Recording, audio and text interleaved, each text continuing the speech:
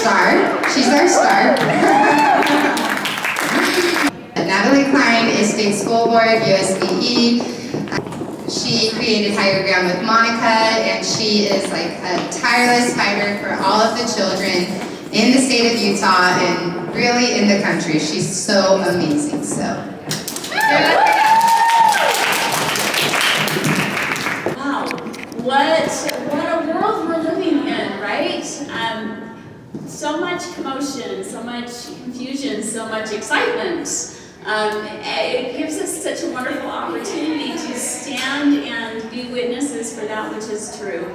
And what a wonderful time to live, where we can have that influence for good and draw that contrast. My goal, being on the board, has only ever been to protect children and to expose the corruption within our systems that are hurting children, that are exploiting children for socioeconomic agendas, for political power, for pleasure. Why?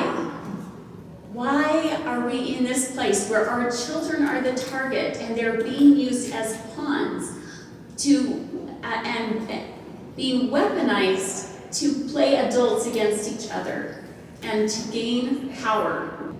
Why are we sitting quiet while our kids are being turned into political activists to agitate for social change? They're being sexualized. This is not okay.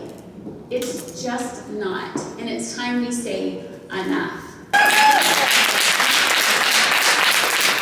So Ronald Reagan talked about the fact that we are only ever one generation away from losing our freedoms. That's never been as true as it is now.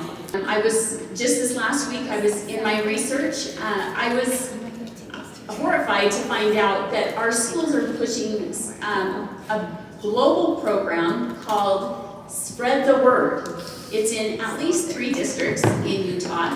Davis School District actually made a post about it, very proud of their Pledge for Inclusion bulletin board that they had all the kids sign. Now, you may remember that a bill just passed that was purported to be anti-DEI, that made it illegal for there to be DEI offices in higher ed, and for higher ed to require students or personnel to take DEI pledges. But now we have, it also made it supposedly illegal for DEI to be in K-12 schools. But is it gone? Is it going away? No. Yeah. This is the Marxist tactic. They rebrand. Just like communists didn't go away after Reagan told Gorbachev to tear down the wall, right? Like roaches, they scattered, they went underground, they rebranded, and they came back. And the Marxists don't go away. They rebrand. The bill that was passed forced them to rebrand and change their name from DEI to Student Supports and Services for equal opportunity. How many of you have read Animal Farm? In the Marxist world, they believe that some groups of people are more equal than others. So to have an office of equal opportunity that is run by Marxists, is that really going to create equal opportunity for all? No. Not only are they not following the intent of the law, they go beyond and they double down, they triple down, they quadruple down, and you can see this by how they are now, not even hiding the fact. They're very proud of the fact that they are having kids take inclusion pledges. This is the dark, evil side of inclusion, right? They share it to the kids in a positive sounding way. This is just about kids with special needs and making sure they're included, right? Well, that works like a human shield to bring in a very evil agenda. If you go on spreadthewordglobal.com, you will find that for their Pride Month, they were promoting turning Down syndrome children into drag queens. They call it drag syndrome. It doesn't get more evil than that. All you have to do is go to their website, and it's all about LGBTQ inclusion and turning kids into activists for inclusion. They create their own pledge by say how they're going to act for inclusion. So we're at a point where words have been subverted, they're being weaponized, they're being redefined to mean the opposite of what we understand them to mean. For instance, freedom is being redefined to mean anything goes. It also is being redefined to mean liberation. Liberation from what? From societal norms, from societal expectations. It means the queering of all things normal. Faith has been redefined to be not faith in God, but faith in one's self, or the worship of self, or in the devil himself, as we've seen with movements like the Satanic Temple.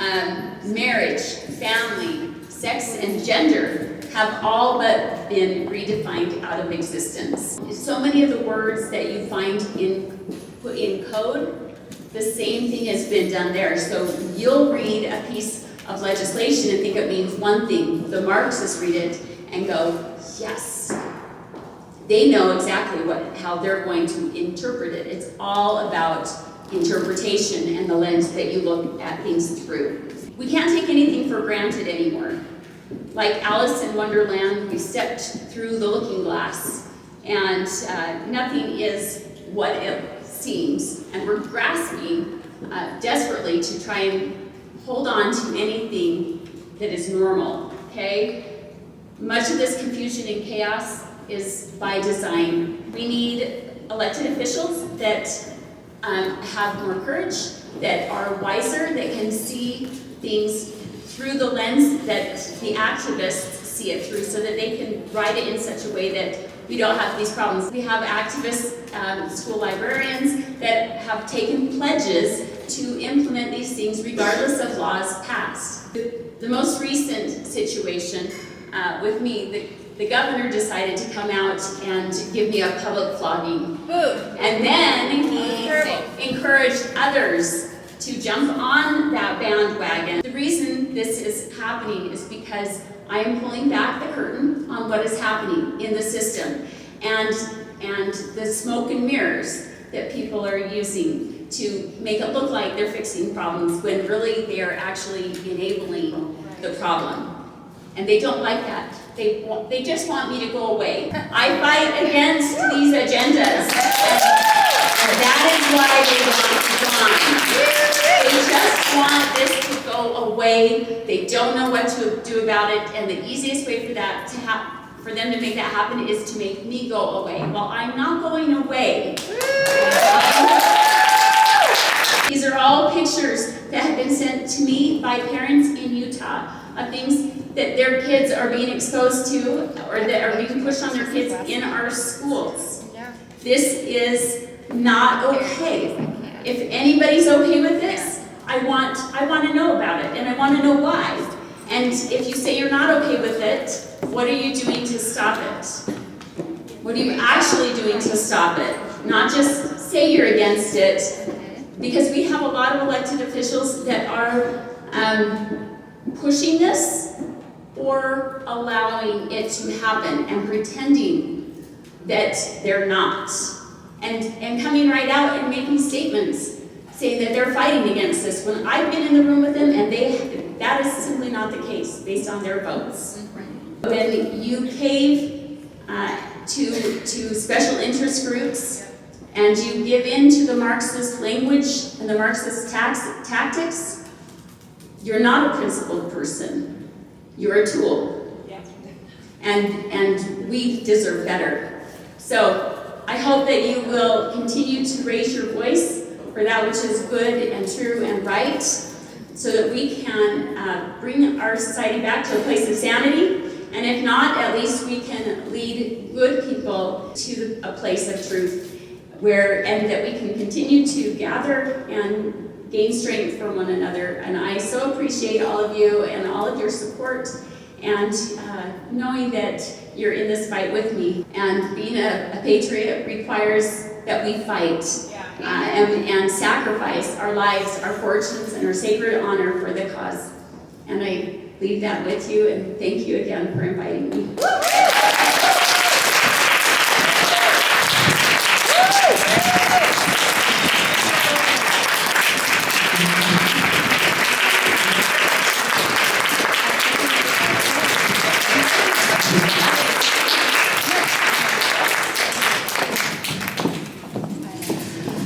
Natalie is amazing, amazing.